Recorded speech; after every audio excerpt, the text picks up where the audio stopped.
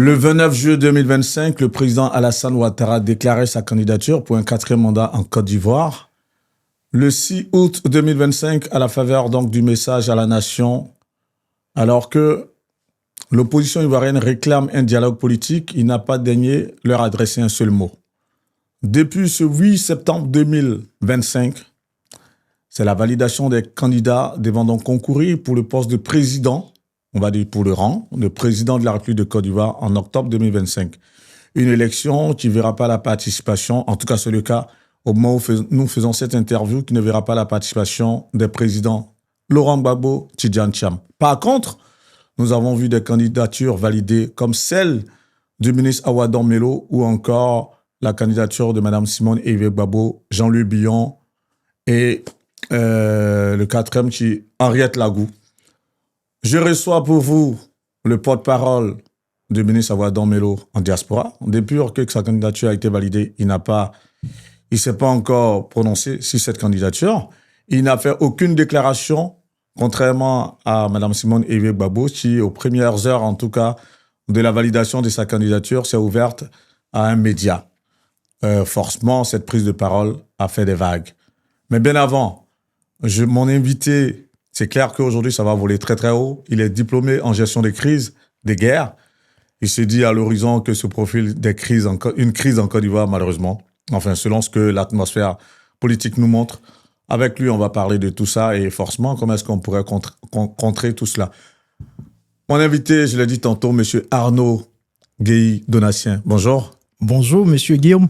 Merci d'avoir fait le déplacement de la Norvège pour venir nous retrouver à Paris pour cette interview. Je voudrais vraiment vous dire merci. On va attaquer avec l'actualité rapidement. Selon en tout cas tous les commentaires qu'on voit en ce moment dans les médias, que ce soit à travers des observateurs, des journalistes, on a l'impression que la candidature justement du président Alassane Ouattara, qui est en parfaite violation de la Constitution, nous on a l'impression que cette candidature, elle est actée après la décision du Conseil constitutionnel. Est-ce que c'est le cas? Est-ce que c'est votre lecture à vous? Merci, M. Guillaume. Avec votre permission, avant de répondre à votre question, j'aimerais tout d'abord exprimer mon sentiment de solidarité aux Ivoiriens qui sont tombés depuis toutes ces années-là, aux Ivoiriens qui sont en prison, injustement emprisonnés, aux Ivoiriens qui ont perdu leur domicile et tout, on en parlera tout à l'heure. Mes pensées vont et mes solidarités vont au nom du ministre Awadon Melo, au ministre Lida Kouassi, à l'ambassadeur Kone Boubacar, à la députée suppléante Priska et à tous ceux qui sont injustement emprisonnés, aux activistes Gala Kolebi et Ibrahim Zighi, à toutes ces personnes-là qui sont injustement emprisonnées, au peuple ivoirien qui souffre. Nous pensons à eux. Nous pensons à eux et nous sommes solidaires de toutes leurs souffrances. Pour revenir à votre question, en fait, vous étiez en train de parler de la candidature de M. Ouattara. Effectivement, la candidature de M. Ouattara est injuste et anticonstitutionnelle. Pourquoi? Parce que M. Ouattara, la Constitution ivoirienne, nous parle de 2 mandats.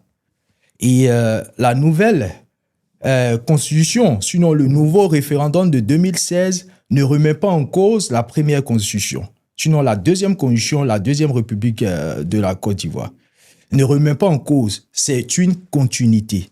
Étant donné que M. Ouattara avait déjà fait 2 mandats, il n'avait pas droit à un 3e mandat. Et cette candidature est un peu une provocation de trop au peuple de Côte d'Ivoire et à toute l'opposition ivoirienne.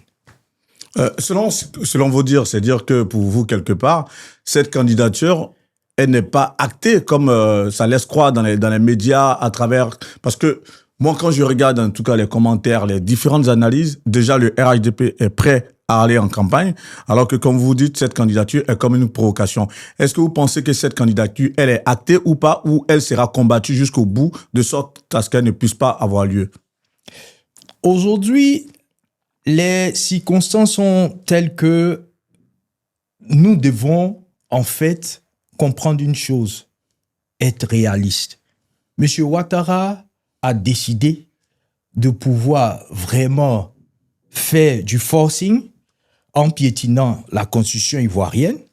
Et ce que le peuple de Côte d'Ivoire doit comprendre, il n'a qu'un seul mois. Et après un mois, il devient illégitime.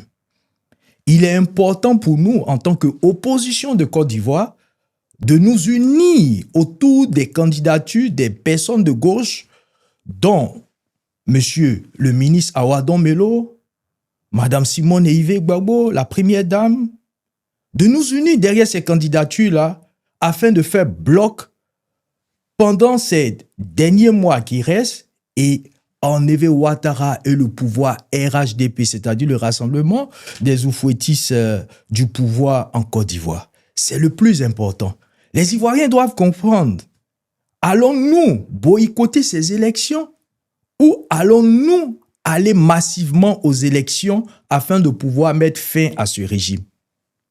Qu'est-ce que nous gagnons en boycottant ces élections et qu'est-ce que nous perdons en boycottant ces élections? Lorsque vous dites que vous allez partir aux élections, vous allez partir aux élections avec le président Alassane Ouattara comme candidat ou avec le président Alassane Ouattara pas candidat?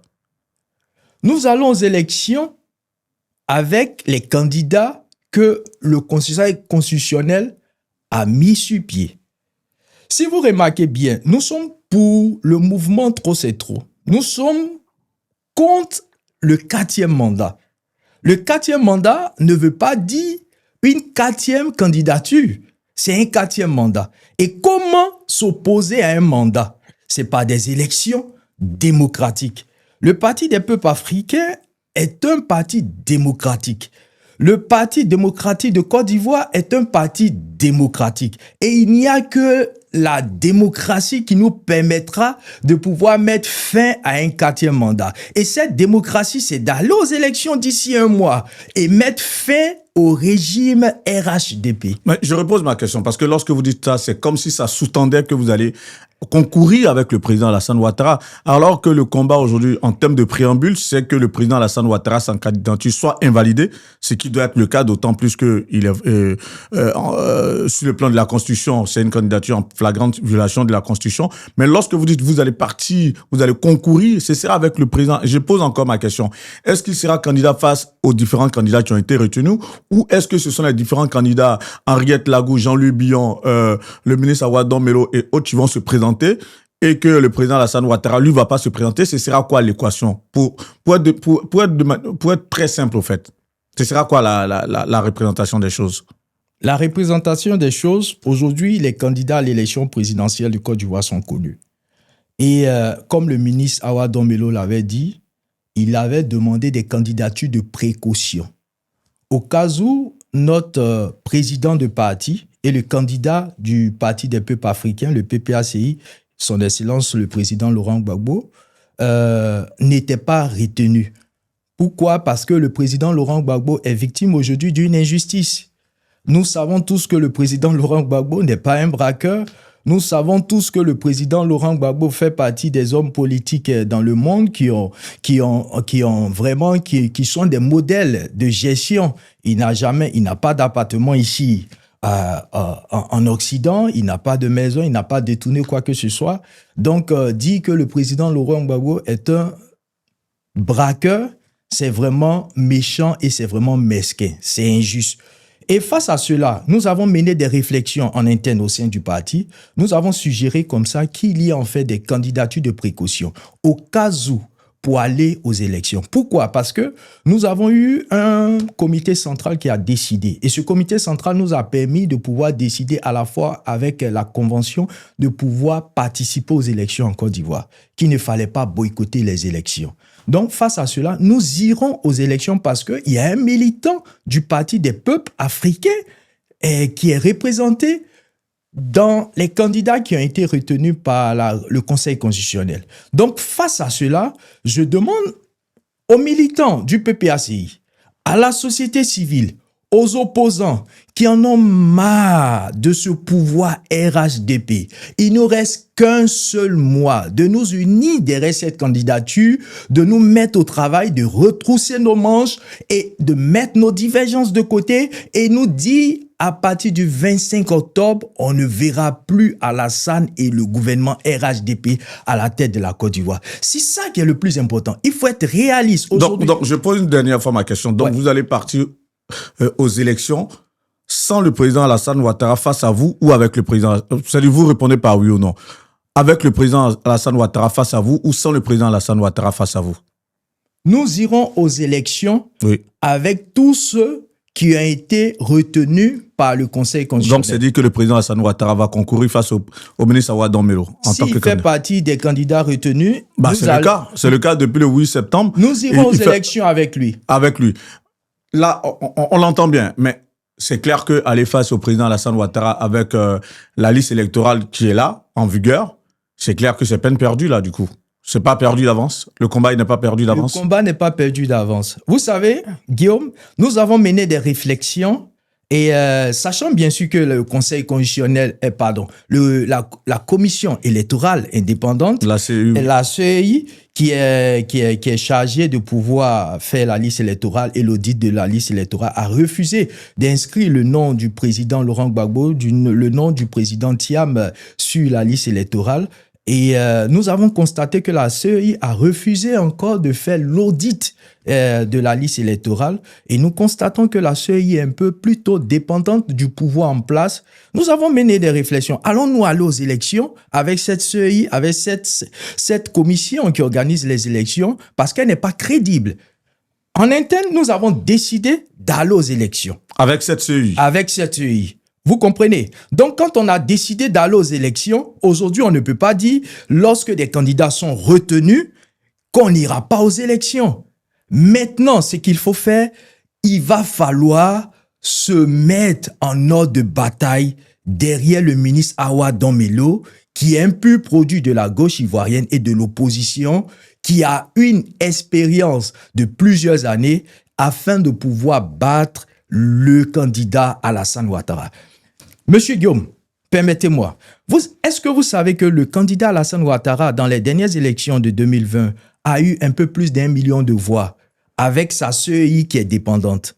En Côte d'Ivoire, parce que cette élection a été boycottée, il n'y a pas eu beaucoup de... Voilà, en termes de taux de participation... J'en viens, laissez-moi terminer. En Côte d'Ivoire, nous avons pratiquement un peu plus de 30 millions d'habitants, de population. Et sur ces 30 millions de population, nous avons pratiquement 20 à 22% d'étrangers. Donc, quand on fait le ratio, vous comprendrez que en Côte d'Ivoire, il y a entre 22 millions et 25 millions d'habitants qui sont ivoiriens. Vous comprenez, on parle de démocratie. Dans une bonne démocratie, c'est tout ce... La démocratie, c'est quoi? En termes d'électeurs, il y en a près de 8 millions d'électeurs. 8 millions d'électeurs sur la liste électorale. Déjà, c'est une injustice. Pourquoi c'est une injustice? Parce qu'en démocratie, la Constitution dit quoi?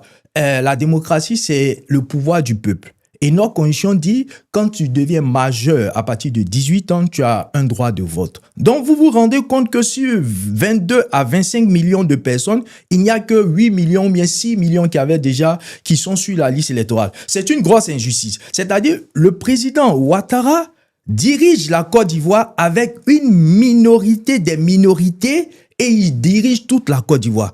Allons-nous encore le regarder en boycottant les élections? Allons-nous encore rester dans nos guéguerres en disant Monsieur Dombello, il est ceci, il est cela? Non. Pourquoi on participe aux élections? Non. Regardons, nous n'allons pas permettre à Monsieur Ouattara de faire encore 5 ans. Il nous reste un petit mois.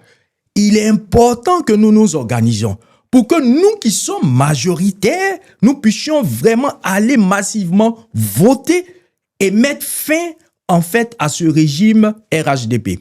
Voilà en fait la démarche. C'est clair que les guéguerres, on va les laisser aux réseaux sociaux, mais la nouvelle équation est de savoir aujourd'hui, l'opposition telle qu'elle est, même si elle incarne aujourd'hui un seul candidat, avec cette CEI qui est là, en tout cas de la majorité des Ivoiriens, c'est clair que même si l'opposition présente un seul candidat face au président Alassane Ouattara avec la CEI, ce candidat, il va perdre. Ça, il n'y a pas de débat là-dessus. Non, c'est vous qui le dites. Non, la majorité des Ivoiriens. C'est ce pourquoi, justement, certains Ivoiriens pensent que ceux qui sont retenus aujourd'hui, les 4 candidats qui sont retenus pour accompagner le président Alassane Ouattara, vont venir juste légitimer sa candidature, son 4e mandat, tout simplement. Guillaume, vous savez, je suis rentré en politique parce que j'ai toujours combattu l'injustice. J'ai commencé à faire la politique parce que j'ai toujours recherché des meilleures conditions pour mes concitoyens. Je fais partie de ces jeunes-là qui ont contribué à mettre le président Laurent Gbagbo au pouvoir en 2000. Je fais partie de ces jeunes-là qui sont sortis dès le 2 octobre, le 2 novembre 2002 dans les rues. J'ai marché avec des amis de la Riviera 3 jusqu'au plateau en aller-retour. Je fais partie de ces jeunes-là qui, en 2004, novembre 2004, nous avons été devant chez le président, à la résidence du président à Cocody et devant l'hôtel Ivoire. J'ai vu des personnes sur lesquelles l'armée française a tiré, même sur nous. J'ai eu ma suivi grâce à l'Éternel. Je fais partie de ces personnes-là qui ont vu la crise de 2010-2011. Je suis de Djokwe, de l'ouest de la Côte d'Ivoire. J'ai perdu des parents depuis 2002 jusqu'à aujourd'hui. Et aujourd'hui, il y a une chose qu'il faut comprendre. C'est qu'on ne fait pas la politique pour soi-même, mais on fait la politique pour ses concitoyens. Et aujourd'hui, nous sommes à 1 mois. Nous sommes majoritaires, comme je vous l'ai dit. Le président Ouattara, légitimement, je ne sais pas, il représente la Côte d'Ivoire après avoir eu 1 million de voix avec sa sœur dépendante. Vous comprenez? Pourtant, nous sommes plus de 30 millions. C'est-à-dire les minoritaires de chez minoritaires. Est-ce que nous allons continuer à accepter ça? Il est important que nous comprenions une chose, c'est l'avenir de nos enfants, l'avenir de la Côte d'Ivoire qui est en jeu et notre démocratie qui est en jeu. La démocratie, c'est le pouvoir du peuple. Et ce peuple qui sort depuis des années en Côte d'Ivoire doit maintenant se lever et aller massivement aux urnes pour dire, voilà, il y a une forte participation. Nous voulons mettre fin au régime RHDP et au régime de M. Ouattara. C'est très, très important. Vous pensez que ce Conseil constitutionnel qui n'a pas, on va en arriver, qui a invalidé, on va dire, les parrainages du président Laurent Gbagbo, qui a invalidé la candidature du président Tidjane Thiam, ce Conseil constitutionnel, vous pensez que ce Conseil constitutionnel va proclamer un autre candidat autre que le président Alassane Ouattara au soir du 25 octobre 2025? Vous savez, Guillaume, il y a tellement de cas au Sénégal. Quand je dis le Sénégal, les gens vont dire encore le Sénégal. Oui, le Sénégal. Le Sénégal nous a donné un bel exemple de démocratie et de respect du droit. Au Sénégal, il y avait un conseil constitutionnel. Un conseil constitutionnel qui était partisan du président. Mais les politiques sénégalais ont mené une action judiciaire pour révoquer ce conseil constitutionnel devant la Cour africaine des droits de l'homme et de justice.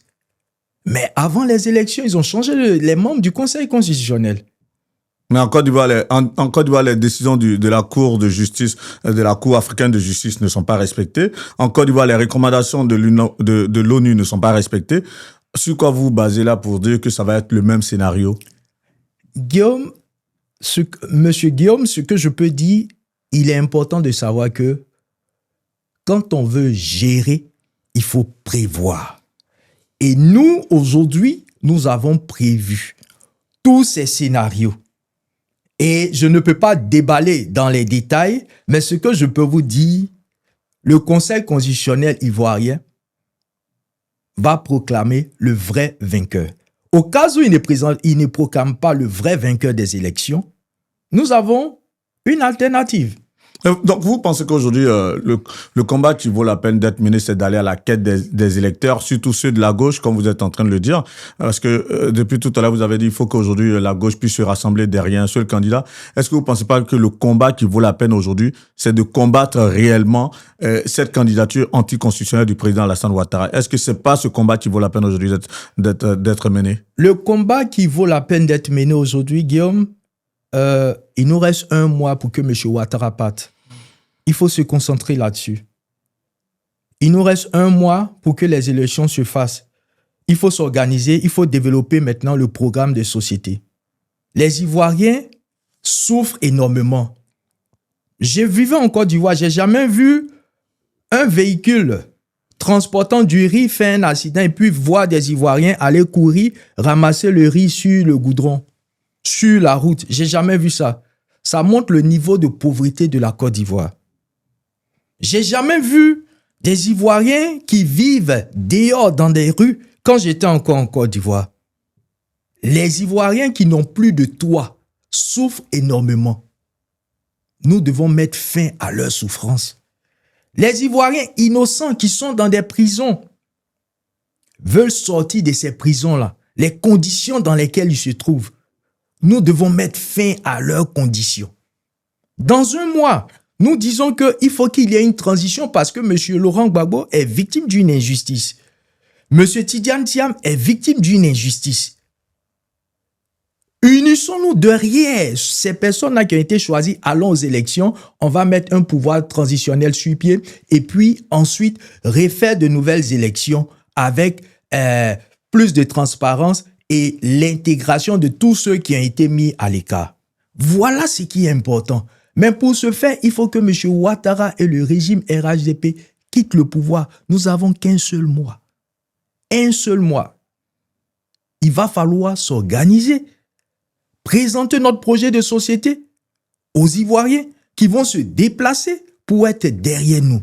C'est ça qui est le plus important. Parfait. Depuis le lundi 8 septembre 2025, donc le ministre Awa Don-Melo fait partie des leaders politiques ivoiriens dont la candidature a été dont les candidatures du moins ont été retenues. Vu que vous avez échangé avec lui en tant que son porte-parole au sein de la diaspora, quels ont été ses premiers mots lorsqu'il a appris que sa candidature a été retenue? Parce que jusque-là, il ne s'est pas exprimé à travers un communiqué, encore moins une vidéo ou même un petit tweet sur les réseaux sociaux.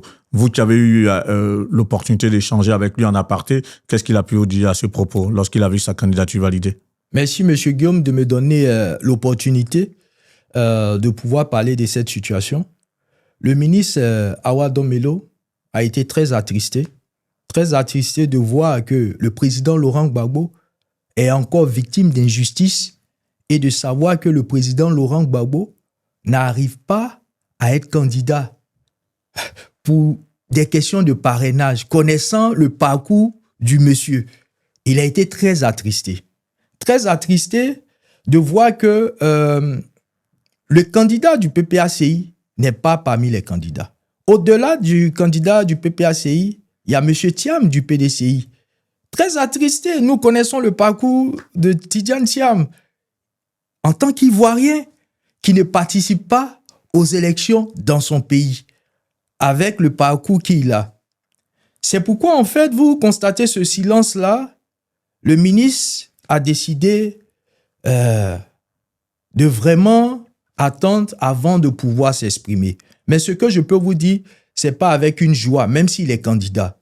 Mais ce que les Ivoiriens doivent comprendre, aujourd'hui, il est candidat, il est très important de pouvoir s'unir derrière sa candidature afin de pouvoir permettre à ce régime RHDP de ne plus diriger la Côte d'Ivoire au soir du 25 octobre 2025. Outre la tristesse que le ministre Awa Don-Melo a pu donc ressentir de savoir que le président Laurent Gbagbo ou encore le président Tidjane Thiam n'aient pas été retenus parmi les candidats devant compétir pour les élections présidentielles d'octobre 2025. Outre cela, il n'a pas pu réagir jusque-là. Est-ce que ce n'est pas parce que, quelque part, sa candidature aussi qui a été retenue est une candidature par défaut? Non, pas par défaut. Comme il a dit, sa candidature est une candidature de précaution. Et il a vu juste. Il a vu juste parce que si le ministre Awa Don-Melo n'avait pas effectué les parrainages en 2 semaines, qu'il n'avait pas déposé son dossier, aujourd'hui, aucun militant du PPACI ne serait retenu. Mais aujourd'hui, le PPACI, comme nos instances l'avaient décidé, nous avons aujourd'hui un militant qui est candidat. Et c'est le ministre Awa Don-Melo.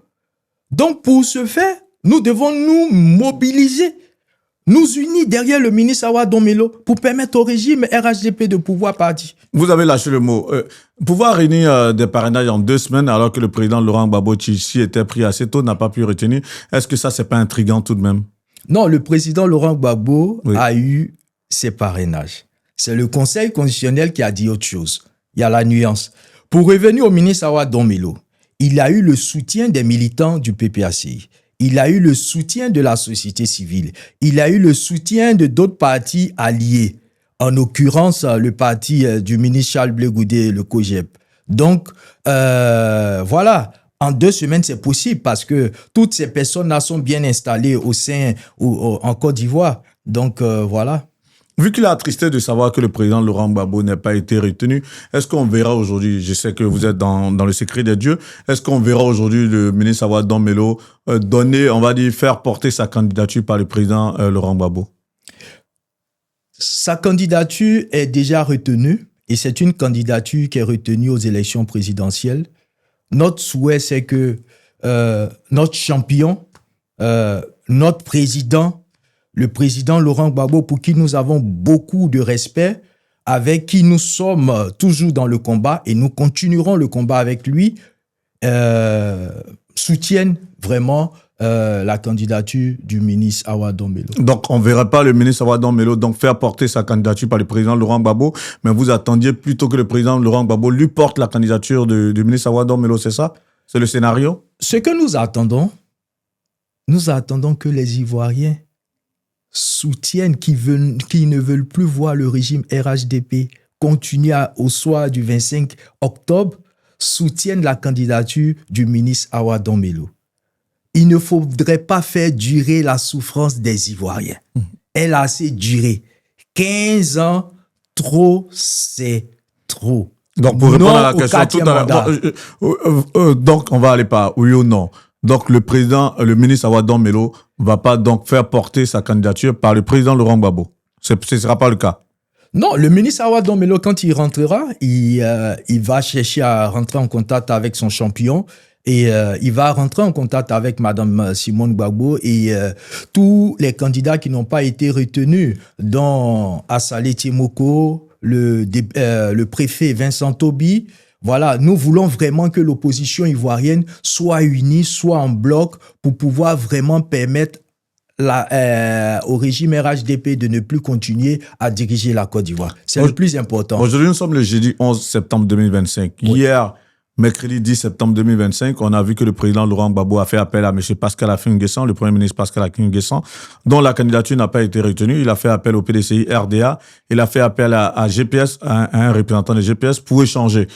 Vous qui êtes dans le secret des dieux, encore une fois de plus, est-ce que le président Laurent Gbagbo a pu joindre le ministre Awa Dombelo de sorte à ce qu'il puisse échanger?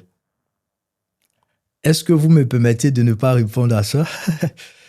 Bah, si ça n'est pas le cas, parce que de toutes les façons, on voit que le président Laurent Gbagbo, déjà, Madame Simone Olivier Gbagbo, qui est en Côte d'Ivoire, elle n'a pas été conviée à cette rencontre. Ceux qui ont été conviés à cette rencontre, c'est ceux dont les candidatures n'ont pas été retenues. Est-ce que la fracture n'est pas telle qu'aujourd'hui, forcément, ceux dont les candidatures ont été retenues, qui sont taxés de tous les maux, aujourd'hui ne sont pas les bienvenus à la table du président Laurent Gbagbo, quelque part? Non, il n'y a pas de fracture. Je peux vous rassurer. Vous avez vu le président Laurent Gbagbo, c'est un grand homme. Il a reçu aujourd'hui son ancien premier ministre, le premier ministre Affi-N'Guessan. Ça voudrait dire la gauche ivoirienne se retrouvera. Elle se retrouvera, j'en suis sûr. Et le président Laurent Gbagbo, comme j'ai dit, c'est un grand homme. Il le fera. Ils vont se retrouver. Donc, à ce niveau-là, je demande aux Ivoiriens de ne pas s'inquiéter, de se préparer pour les élections, pour la campagne. Voilà, nous allons être sur le terrain et nous allons voter massivement pour mettre fin au régime RHDP. Vous avez dit tout à l'heure que le ministre Awa Dombelo a été attristé lorsque les candidatures des présidents Laurent Gbagbo et Tidjane Thiam n'ont pas été retenues, alors que malheureusement, c'est pour le citer sur un plateau télé, il a dit si les candidatures de ces deux leaders politiques n'étaient pas retenues, c'est tout à fait normal, selon donc le code électoral, parce qu'ils sont pas inscrits sur la liste électorale. Est-ce que c'est pas contradictoire, ce sentiment qu'il ait pu afficher alors que lorsque ces candidatures n'ont pas été retenues? Ben non, c'est pas contradictoire, parce que quand il le dit, il parle de l'injustice dont ils étaient victimes. Ils n'étaient pas sur la liste électorale. Et quand tu n'es pas sur la liste électorale, tu ne peux pas avoir le droit de pouvoir voter. Et si tu ne peux pas avoir le droit de pouvoir voter, tu ne peux pas être candidat. Donc, c'est en fait ça. Mais là-dessus, il y a un débat, d'autant plus que les conditions pour faire acte de candidature, dans ces conditions, il n'est nullement mentionné qu'il faut être inscrit sur la liste électorale. C'est pourquoi je parle d'injustice dont ils sont victimes. Nous sommes contre cette injustice et nous la condamnons. Voilà. Parfait. C'est clair que là, c'est Monsieur Donatien Arnaud Gueye que je reçois. Et depuis que vous parlez un peu de cette sympathie pour le PPACI. Je l'entends super bien. Et pourtant, il y a quelques mois en arrière, vous avez démissionné de votre poste de représentant du PPACI, donc en Scandinavie. C'est dû à quoi, on va dire, cet amour aujourd'hui que vous manifestez sur notre plateau? Je suis militant du PPACI. Comme je vous l'ai dit tout à l'heure, je milite auprès du président Laurent Gbagbo du FPI depuis fin 90. Guillaume, pour la petite histoire, je suis enfant de PDCI comme tout le monde et mes parents ont été des compagnons de lutte et des élus. Voilà, donc mon père a été compagnon de lutte à Kangu à Pobwe. C'est la commune où nous tous nous sommes nés d'ailleurs. Après, quand il était à la retraite, il est reparti chez nous à Djoko. Il était encore dans le conseil municipal. Il a été un élu PDCI. Il fallait vraiment s'opposer à mon père, braver vraiment ses idéologies de PDCI pour que je puisse rentrer au FPI et soutenir Laurent Gbagbo fin 99. Je l'ai fait et je l'ai assumé. Très jeune déjà, j'ai commencé à gravir les échelons dans le militantisme, dans le FPI, et je suis devenu PPACI. Quand je suis devenu PPACI, j'ai eu l'opportunité, je remercie encore le président Laurent Gbagbo qui m'a fait cet honneur-là d'être le représentant en Norvège. D'ailleurs, je suis toujours le représentant parce que c'est vrai. Mais vous avez rendu démission il n'y a pas longtemps à travers un cours. J'ai démissionné, oui, j'ai démissionné. Pour quelles raisons?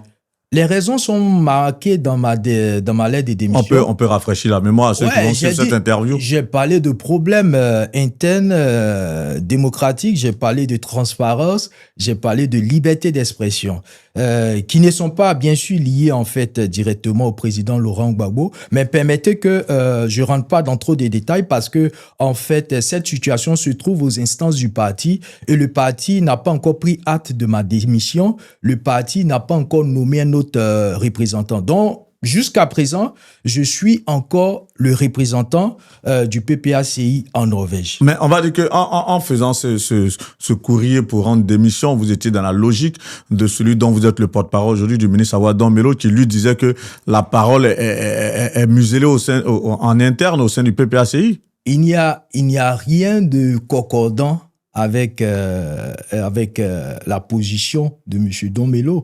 Mais ce que je voulais dire, ce sont des actes et des expériences personnelles que j'ai vécues. Voilà, dont je ne voulais pas vraiment m'étaler dans les détails ici, mais j'assume, je le dis, il y a un problème en interne.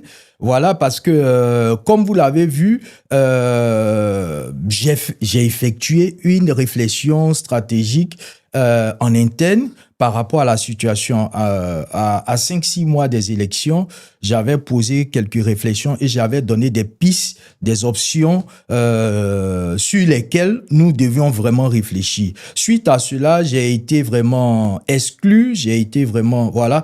Bon, je ne veux pas rentrer dans les détails, mais c'est suite à ça que j'ai pris ma décision. J'ai dit, mais si on ne me permet pas de m'exprimer, je ne peux pas continuer parce que je ne suis pas responsable cadre du parti.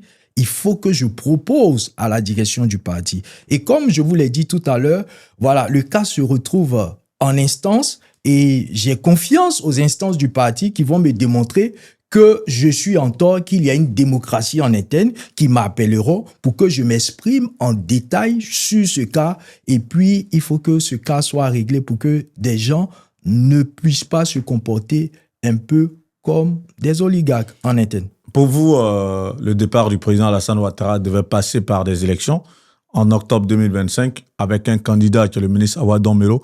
Pour beaucoup aujourd'hui, et c'est une opinion qui est très répandue, le président Alassane Ouattara devrait pouvoir partir par un soulèvement populaire. Est-ce que vous imaginez ce scénario?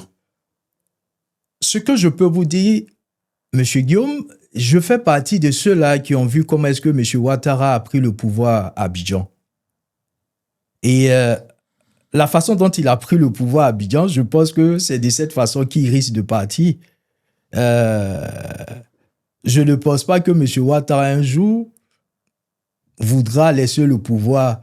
Donc, je me dis, s'il est beaucoup sage, il va comprendre que l'heure est arrivée vraiment pour lui de pouvoir s'en aller.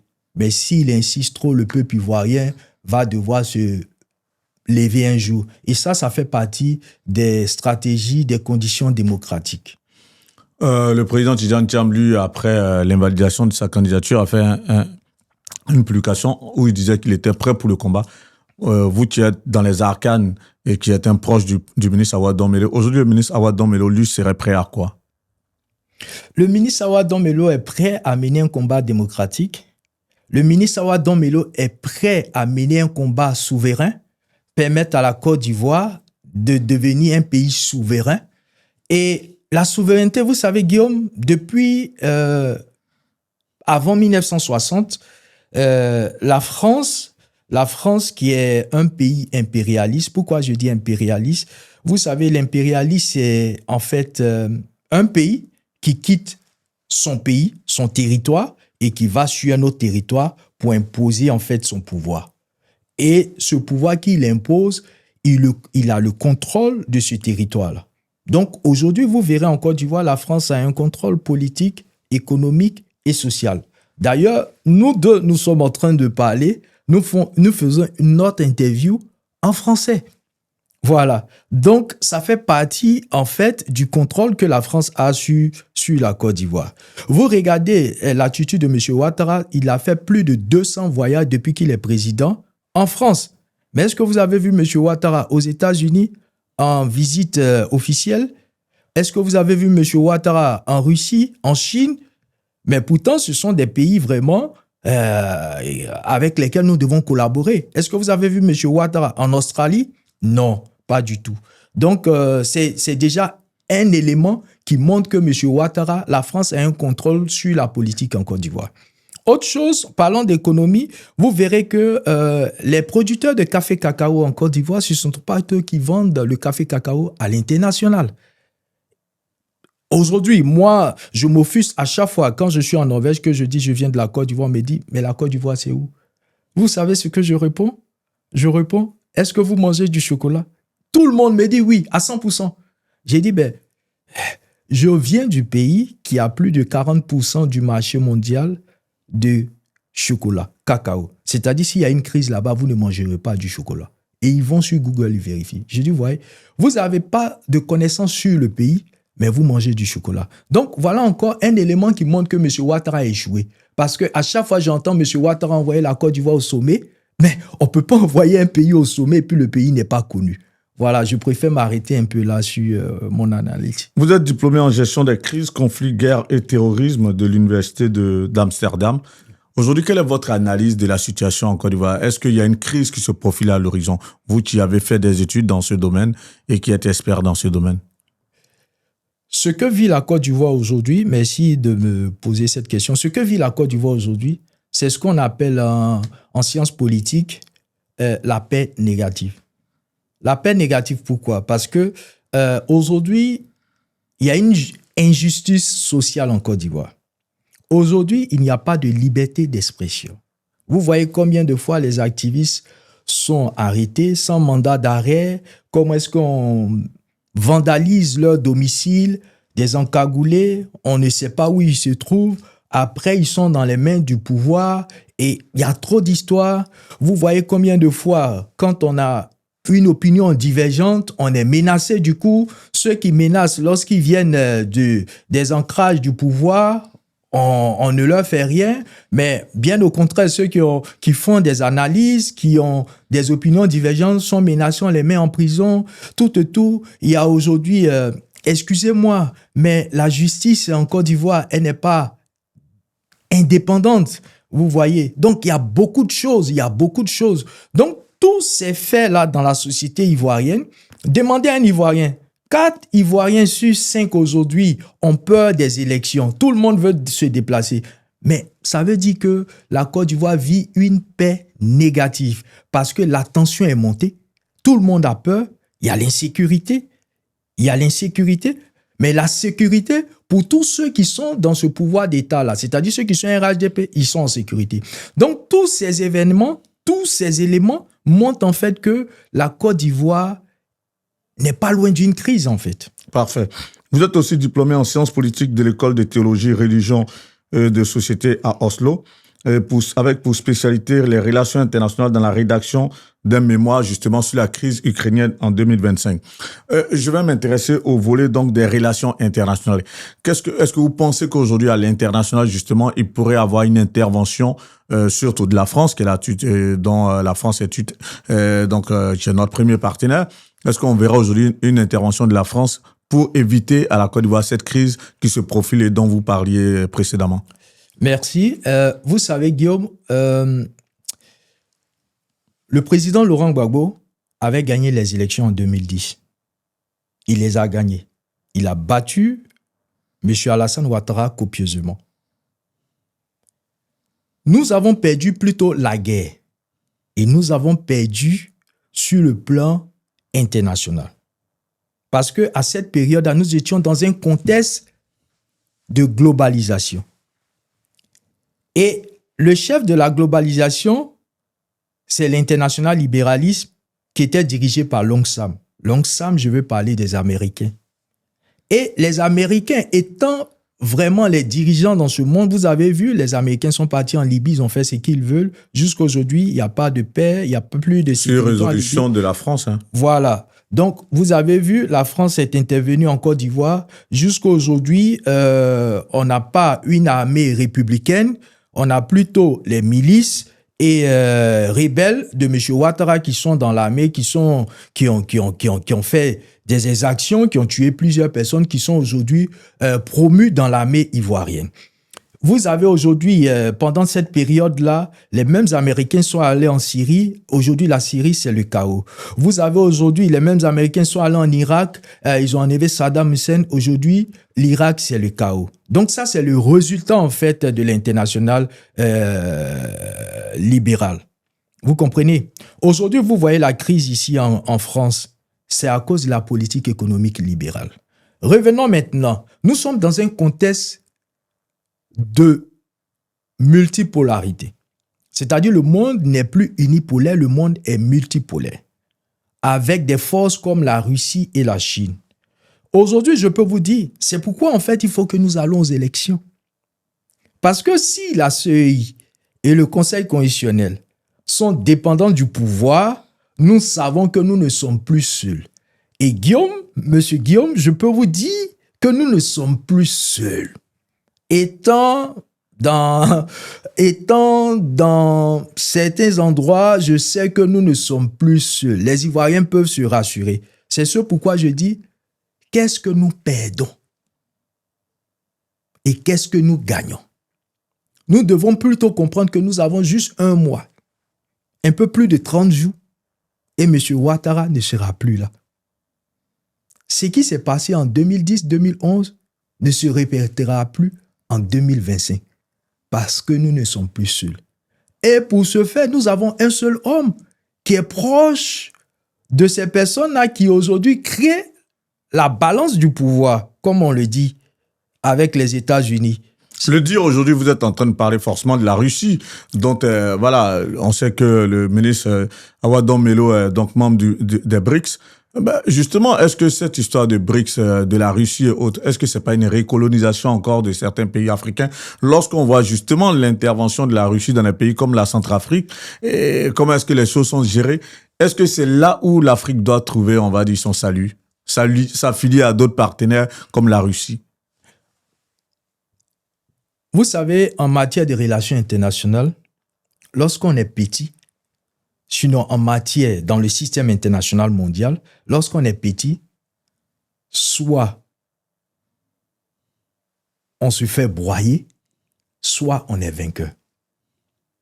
Et si nous, on doit passer notre temps à nous faire broyer et disparaître, ce n'est pas la meilleure option. Aujourd'hui, nous sommes dans un monde multipolaire. Comme je vous le disais, la balance du pouvoir fait que nous pouvons avoir la possibilité d'avoir une force avec nous pour être plus fort. Et cette force qui sera avec nous, parlant de la Russie et de la Chine, ce ne sont pas des gens qui viennent coloniser. Ils n'ont jamais colonisé d'ailleurs. Mais ces personnes-là se sont mis du côté de ceux qui ont été colonisés, des peuples colonisés, pour que ces peuples-là deviennent souverains. D'ailleurs, l'objectif principal... Une souveraineté à quel prix? Bien sûr. À quel prix? Vous savez... Lorsqu'on voit les accords commerciaux de la Russie, par exemple, en Centrafrique, je prends le cas de la Centrafrique parce que c'est un cas auquel je me suis beaucoup intéressé. Ouais. À quel prix cette souveraineté? Mais est-ce que vous savez, en fait, les rapports et les conventions commerciales entre États sont signés entre les leaders de ces États? Aujourd'hui, nous avons le privilège. Moi, j'ai étudié en fait la gouvernance de l'Union européenne. Comment est-ce que l'Union européenne fonctionne? Comment est-ce que l'euro fonctionne? Comment est-ce que le Parlement fonctionne? Tout. Mais vous verrez dans son système de l'Union européenne, en fait, l'Union européenne a un contrat, une convention économique avec les États de l'Union européenne, à une autre convention avec les États asiatiques, à une autre convention avec les États de l'Amérique latine, à une autre convention avec les États de l'Afrique. Là même, l'Union européenne fixe tout. Nous qui avons les matières premières, c'est l'Union européenne qui fixe le prix pour nous.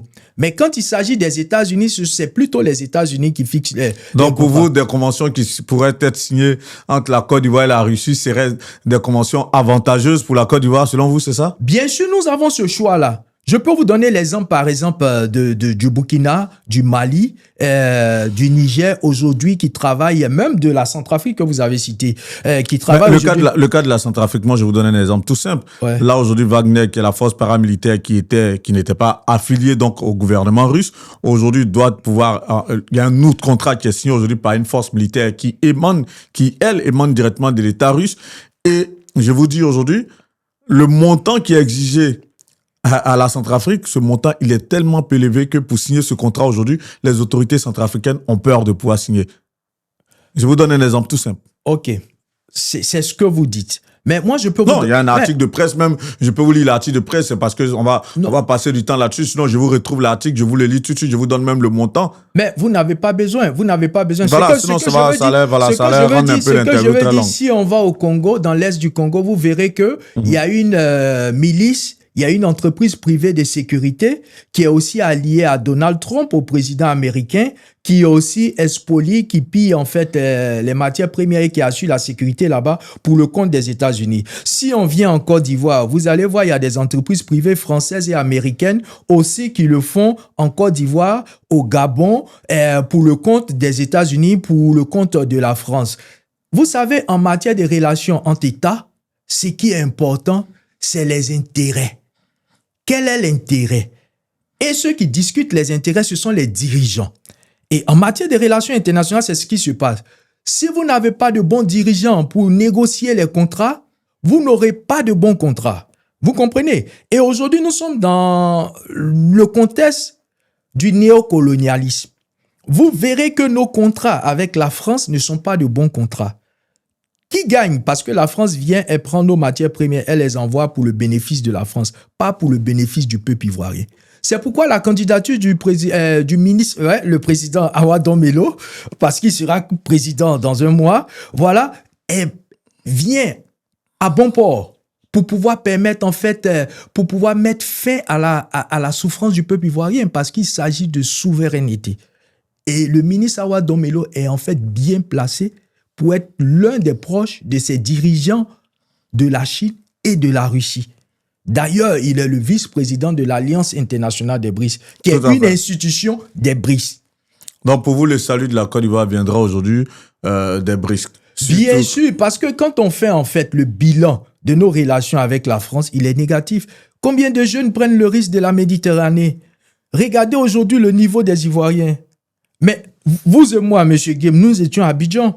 Mais vous voyez qu'il y a une grande différence aujourd'hui par rapport à ceux qui sont toujours à Abidjan. Et si on fait ça... Là, ouvertement, vous nous dites qu'aujourd'hui, le ministre Awa Domelo, c'est le candidat. Oui, le président. C'est le candidat, on va dire, de la Russie et de la Chine, face éventuellement peut-être au président Alassane Ouattara, qui lui serait le candidat de la France. C'est ce que vous voulez dire ouvertement là, c'est ça? Bien sûr, c'est clair. Le président Ouattara mène en fait une politique libérale. Aujourd'hui, ses parrains, la France même, ne s'en sort pas avec cette politique libérale. Les États-Unis ne s'en sortent pas. L'Allemagne ne s'en sort pas. Je peux vous dire aujourd'hui, avec, comme on appelle, 18 sanctions contre la Russie, parce que la 18e sanction s'est passée depuis le 18 juillet dernier. Mais la Russie est la première puissance économique en Europe. L'économie allemande a des problèmes. L'économie française a des problèmes. D'ailleurs, l'économie anglaise a des problèmes. Le Premier ministre Starmer, il a aujourd'hui entre 10 et 11% de confiance. Et bientôt, vous allez voir, il y aura aussi une crise du côté de l'Angleterre. Parce que à l'Assemblée nationale, ils vont lui demander de quitter. Aujourd'hui, vous prenez la présidente de l'Union européenne. Il y a une crise dans toute l'Europe. La présidente de l'Union européenne, hier au Parlement européen, il y a un vote de confiance qui a une motion de vote de confiance qui a été soumise. C'est un peu comme la France. Ça fait combien de premiers ministres que Macron change? Parce que le 7e. Voilà. La politique libérale ne marche plus. Et aujourd'hui, cette politique que nous devons mettre en place, c'est une politique plutôt souveraine, une politique étatique, une politique sociale et communiste qui pourra aider en fait la Côte d'Ivoire. Parce que c'est cette politique où l'État a le contrôle sur tout et qui ne donne pas tout en fait aux multinationales, parce que les multinationales viennent, elles exploitent, elles spolient et elles vont tout avec nos biens sans que le peuple ivoirien ne puisse en bénéficier.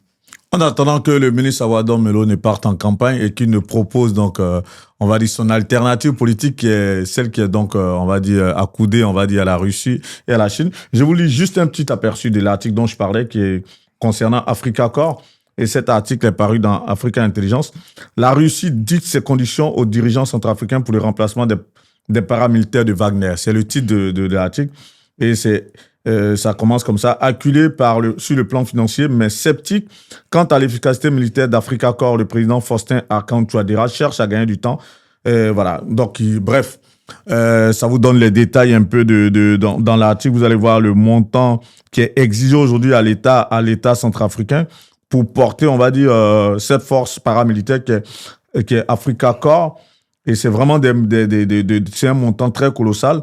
Et la preuve, ça fait qu'aujourd'hui, l'État centrafricain, en tout cas, a peur, on va dire ça comme ça, de signer cela. Ça fait que même certains dirigeants centrafricains ont peur de se rendre, on va dire, j'en rigole, en Russie, parce que lorsque j'ai lu l'article, j'ai halluciné, au fait.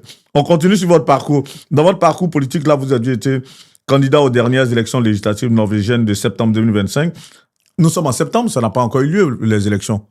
Bien sûr, les élections ont eu lieu. Ah, mais avec votre permission, permettez-moi de revenir sur l'article que vous avez lu d'Africa Corps. Pour mieux comprendre l'article, je vais vous poser des questions. Qui est derrière Africa Corps? C'est l'État russe. Africa Corps, c'est l'État russe? Oui, c'est la Russie. C'est la Russie qui a écrit ce document-là? Non, c'est la Russie qui est derrière Africa Corps. Africa Corps remplace au fait Wagner. Wagner était la force paramilitaire qui intervenait en Afrique. Et Africa Corps, cette fois-ci, cette force paramilitaire, elle est affiliée directement à l'État russe. Mais l'article vient de quelle presse? Non, c'est Africa Intelligence qui a écrit l'article. Africa Intelligence. Oui, qui a écrit l'article. Qui est derrière Africa Intelligence? Qui finance Africa Intelligence? Voilà. Si vous avez la réponse... Non, mais si vous avez l'information, ce serait bien. Voilà. Ça peut aider. Non, ça peut édifier aussi. Vous allez comprendre comment est-ce que le système mondial fonctionne. OK. Parce que, en fait, c'est un média qui n'est pas indépendant et c'est un média qui est pro-occidental. Vous comprenez? Donc, ils écrivent des choses pour pouvoir accuser la Russie. Vous comprenez? C'est en fait ça. Aujourd'hui, c'est un peu comme beaucoup d'organisations non gouvernementales qui sont financées en fait par des États étrangers. Voilà, vous avez vu avec Donald Trump, on a vu combien de fois en fait les États-Unis utilisent en fait des fonds pour pouvoir déstabiliser certains États, pour pouvoir en fait manipuler la société civile dans certains pays, pour pouvoir mettre leur pion tout. Voilà. Au niveau des relations internationales, il y a tellement de choses à dire. Exactement. Mais j'en viens justement à votre dernière candidature législative en Norvège. Effectivement, j'étais l'un des candidats aux élections législatives pour le compte du parti du centre norvégien, qui est un parti au pouvoir, l'une des coalitions au pouvoir. D'ailleurs, nous serons encore dans la nouvelle coalition au pouvoir. Nous allons encore diriger la Norvège pendant 4 ans avec d'autres partis, le Parti travailliste et tout. Malheureusement, nous n'avons pas pu obtenir assez de voix cette fois-ci. Donc, nous passons de la 3e force politique en Norvège à la 4e force politique en Norvège. Les élections ne se sont pas bien passées.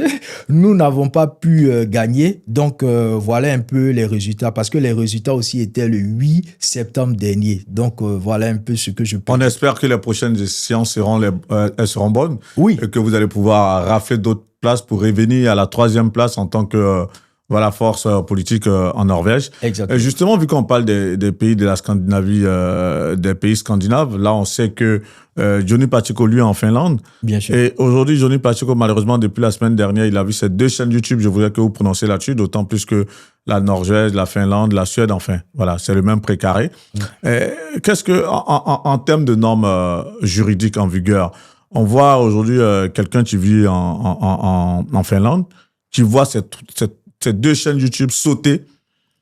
Quelle manette, il aura on va dire, quel levier juridiquement parlant, vous qui êtes dans ce pays-là, pour pouvoir, on va dire, faire établir son droit ou aller de l'avant. Et surtout qu'on sait que il a été convoqué par la police finlandaise pendant 2 jours, pendant le lundi 8 et le mardi 8, et le mardi 9, du moins, il était en audition à la police finlandaise. La suite de tout ça, selon vous qui êtes, en tout cas dans ce précaré, vous qui vivez en Norvège. Bon, je ne sais pas ce qu'il a dit parce que c'est quelqu'un que je ne suis pas. Je sais que c'est un activiste qui est beaucoup suivi. Je ne sais pas qu'est-ce qu'il a dit parce que si la police finlandaise le convoque, ça veut dire qu'il a dû avoir certains propos. Parce que non, c'est l'État de Côte d'Ivoire qui a saisi donc la police finlandaise de sorte à pouvoir l'auditionner parce que somme toute, il est accusé de déstabilisation de l'État de Côte d'Ivoire. Exactement. Donc sûrement, ils ont des éléments, il a dû avoir certains propos, il l'a auditionné pour pouvoir comprendre beaucoup de choses. Vous comprenez? Mais ce que je sais, les pays du nord de l'Europe, parce que les pays scandinaves, il y a le Danemark, la Suède, la Norvège, mais la Finlande fait partie du nord de l'Europe. Okay. Donc, les pays du nord de l'Europe sont des pays en fait plus transparents, plus clairs, qui respectent un peu plus le droit. Donc, je pense que le droit de monsieur Coucougnon, c'est ça, non? Voilà, Coucougnon sera respecté d'ici quelques temps. C'est une étape qu'il vit, mais cette étape-là va se passer. Et revenant à ses comptes YouTube, je pense qu'avec le temps, ce sont des choses qui vont être réglées. Voilà, parce qu'il y a le droit quand même dans nos sociétés du Nord. Je voulais avoir votre avis là-dessus. Ouais. On termine rapidement cette interview. Dans quel état d'esprit se trouve aujourd'hui le ministre Awa Danmelo, outre le fait qu'il a été attristé du fait que le président Laurent Gbagbo Ethiam n'ait pas été retenu en tant que candidat pour la présidentielle? C'est quoi son état d'esprit en ce moment? Son état d'esprit, il se prépare pour la campagne. Il se prépare d'abord pour son investiture. Les Ivoiriens verront. Nos amis, nos alliés viendront et ça sera vraiment une grande investiture. Vous comprendrez que nous ne sommes plus seuls et la campagne va se faire. Et le ministre Awa Danmelo me charge de dire aux Ivoiriens de ne plus s'inquiéter, de ne plus penser encore que M. Ouattara fera plus un autre mandat. Nous avons dit non au 4e mandat et ce mandat-là ne pourra pas se faire si et seulement si les Ivoiriens se lèvent et se mettent derrière M. Awa Danmelo pour aller voter massivement. Et en un mois, ils ne verront plus le régime RHDP. Il apporte son soutien à tous ceux qui sont en prison, comme j'ai dit d'entrée. Il apporte son soutien à toutes ces familles qui pleurent, à tous ceux-là qui sont sans abri, à tous ceux-là même qui souffrent aujourd'hui. Ce changement-là, il le fera parce que le ministre Awa Danmelo est un développeur. Il a beaucoup de projets pour la Côte d'Ivoire et son programme de société est là. Il viendra, il parlera aux Ivoiriens. À la fois, je demande aussi à tous ceux-là même qui sont candidats, qui n'ont pas été retenus, de bien vouloir se préparer parce que nous allons mener des démarches vers eux pour qu'ensemble, nous puissions construire cette Côte d'Ivoire-là avec une justice sociale parce que les Ivoiriens ne veulent plus voir le sang couler. Mais cette attitude que le pouvoir RHDP a ne pourra que s'arrêter si et seulement si nous décidons de mettre fin à cette forfaiture par des élections transparentes et libres. C'est vrai que vous lancez un message très éloquent et vous dites que aux Ivoiriens qui sont plus seuls parce que le ministre Awadon Melo viendra avec des partenaires, tout ça. Mais sa candidature aussi, et même, on va dire, les conditions ou ce qui a précédé cette candidature, tout ça, il y a eu beaucoup de rumeurs. Vous qui êtes son porte-parole au sein de la diaspora, c'est clair que vous avez eu écho de cette rumeur-là où il a été dit qu'il a été soudoyé, c'est le mot, corrompu par quelques tenants du pouvoir en place, de sorte à avoir cette candidature de précaution qui était quelque part une trahison au président Laurent Gbagbo. Qu'est-ce que vous pouvez dire de ces rumeurs, on va dire, de corruption? Merci, monsieur Guillaume. D'abord, je voulais dire que monsieur le ministre Awadon Melo n'est pas un traître. Voilà, parce qu'un traître, c'est pas celui-là même qui vient vers celui qui doit traiter pour parler de sa stratégie. Non seulement parler de façon audible et puis à la fois écrit sur un papier pour dire voilà ma stratégie, comment est-ce que je vais te traiter. Donc, je veux rassurer d'abord tous les militants du PPACI. Le ministre Awadon Melo a mené une démarche noble vis-à-vis de son camarade et président du parti.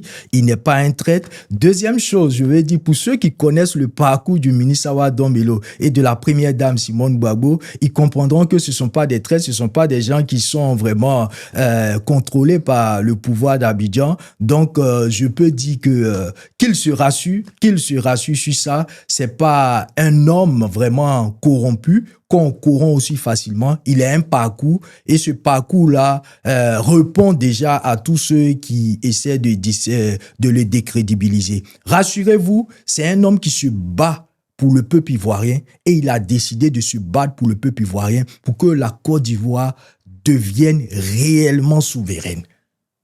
Son retour en Côte d'Ivoire annoncé pour quand? Souffrez que je ne donne pas de date, mais c'est pour très bientôt parce que nos partenaires, comme j'ai dit, doivent être là pendant son investiture et vous verrez que nous allons gagner. Qu'est-ce qu'on doit pouvoir retenir de votre passage sur le plateau d'ActuPeople.net? C'est la toute dernière question. Ce qu'on doit retenir de mon passage sur le plateau d'Actu People, monsieur Guillaume, moi je vous remercie déjà pour le travail que vous faites et sachez que vous avez également le bonjour du ministre. Les Ivoiriens doivent comprendre quelque chose. Il ne nous reste plus qu'un mois. Un seul mois et on ne verra plus le pouvoir RHDP. Nous ne sommes plus seuls comme nous étions seuls en 2010-2011. Aujourd'hui, il y a la balance du pouvoir. Le monde est multipolaire. Nous avons nos amis et nos amis sont prêts et vous les verrez à nos côtés. Et je peux vous le dire, concernant les élections, au cas où il y a une fraude, il y a aussi une solution à cette fraude-là. Ne vous inquiétez pas, rassurez-vous, aujourd'hui, nous viendrons avec un bon projet. Et ce projet-là, c'est dans chaque domaine. Les producteurs de café cacao, vous allez avoir la main de votre café cacao. Vous allez vendre votre café cacao à l'international. Tous ceux qui sont dans l'informel, nous allons en fait moderniser l'agriculture, nous allons moderniser les PME et PMU, nous allons faire beaucoup de choses. L'État va prendre le contrôle de la société ivoirienne. Il y aura plus de justice sociale. Ceux qui sont épris de justice, vous verrez plus de justice et le droit sera respecté. Merci beaucoup à M. Arnaud Donatien Guéhi. C'est moi qui vous se porte sur notre plateau, on va dire, se présentait comme un peu Jean-Baptiste, celui qui annonce la bonne nouvelle. La bonne nouvelle, c'est celle du retour triomphal très bientôt du ministre Awadon Melo, dont la candidature donc a été retenue par le Conseil de constitution et depuis le 8 septembre 2025. Et depuis que sa candidature a été retenue, le ministre Awadon Melo n'a fait aucun tweet, aucune déclaration officielle. Son porte-parole au sein de la diaspora donc était notre invité. Vous avez pu avoir quelques prémices de ce qui pourrait advenir dans les jours à venir. Il a dit déjà les sentiments du ministre Awadon Melo qui a été très attristé du fait que le président Laurent Gbagbo et le ministre Tidjane Thiam n'aient pas été retenus sur la liste des candidats pour les élections présidentielles de 2025. Et il a dit, nous avons des partenaires. Il a tenu à rassurer les Ivoiriens le temps de cette interview. J'espère que vous allez prendre plaisir et que vous avez pris plaisir, en tout cas, à suivre cette interview. Moi, ça a été un plaisir, comme toujours, de recevoir des éminences grises sur notre plateau, de sorte à pouvoir vous éclairer sur certaines thématiques, sur des problématiques. Et voilà. Merci pour la force que vous donnez à ActuPeople.net. C'était Guillaume Vergès. On se retrouve pour une autre interview très, très bientôt. Vous avez vu dans de nouveaux locaux. Voilà, on essaie de